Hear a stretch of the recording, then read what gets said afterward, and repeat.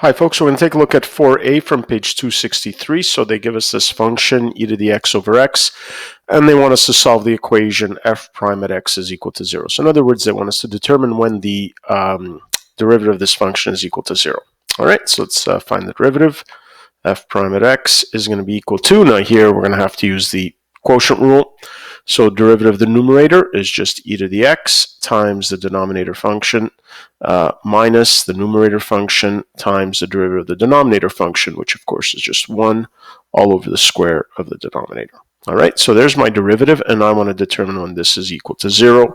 And in order to do that, I'm going to want this in factored form. All right. So here I see that there's a common factor in the numerator of e to the x. So e to the x, and let's see what we're left with here. We're just left with an x from the first term, and then just 1 from the second term.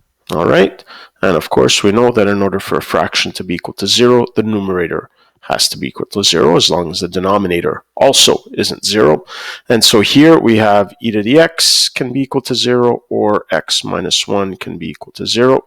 Of course, e to the x, this is just an exponential function, so it can never be equal to 0. So not applicable. There's no answer from this portion, and so x equals 1 is the only solution here. All right, so just to recap, first find the derivative. Here use the quotient rule, and in order to put in factored form, again here we see that because e to the x ends up reappearing when you take its derivative, you're able to factor out that common factor, leaving you with something simple to solve. Okay, that's it for this one.